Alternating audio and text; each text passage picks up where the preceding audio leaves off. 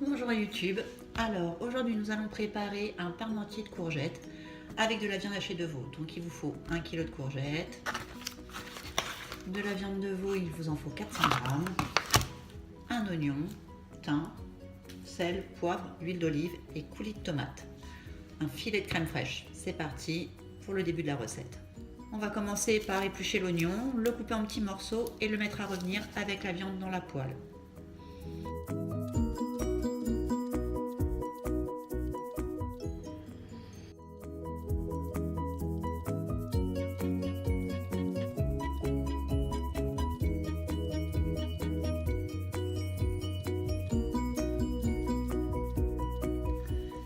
J'ai coupé mes courgettes, ma viande est en train de mijoter, donc je la surveille.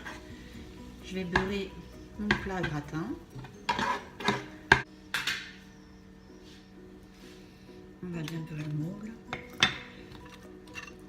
Alors comme vous avez pu voir, au moment où j'ai épluché mes courgettes, je les ai essuyées parce que ça rend de l'eau. Donc si on ne veut pas avoir une préparation liquide, malheureusement, avant un ado, mieux on se porte. Je vais augmenter un peu au niveau de la cuisson. La magie de YouTube, la viande est revenue. Donc maintenant je vais ajouter le coulis de 20 centilitres de coulis de tomates avec. Je vais saler, poivrer, mettre le thym et je vais laisser de nouveau réduire un peu la sauce pour éviter que ce soit trop liquide. Alors.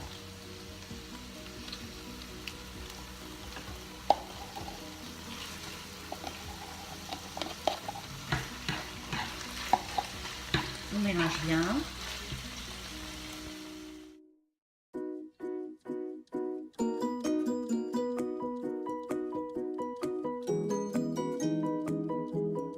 Je vais goûter ma préparation, sinon je vais rectifier mon assaisonnement.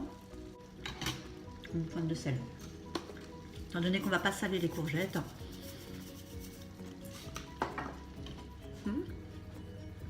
Ça devrait aller. Maintenant je vais mettre une partie de la préparation, je vais remettre des courgettes et ainsi de suite.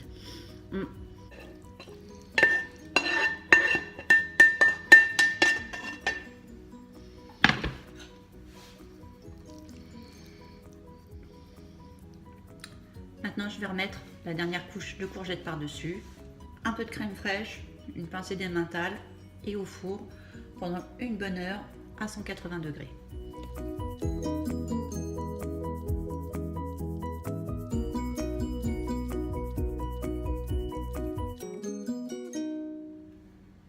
Il ne me reste plus qu'à ajouter un filet de crème par-dessus. Normalement vous le faites gratiner avec du gruyère, mais ce soir une petite souris a dû passer dans mon réfrigérateur. Il n'y a plus de gruyère, donc on va mettre du fromage à hamburger dessus.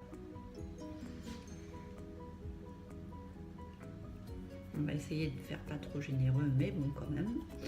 Alors, c'est de la crème légère fluide. Un gratin un peu amélioré. Donc normalement, bien sûr, mettez du gruyère pour un plat traditionnel. Mais là, c'est vraiment dommage. Donc on va faire avec ce qui reste. On va essayer de faire quand même un gratin original. Et voilà, maintenant je vais le mettre pendant une heure à 180 degrés. Une fois qu'il sort du four, je vous montre. A tout de suite.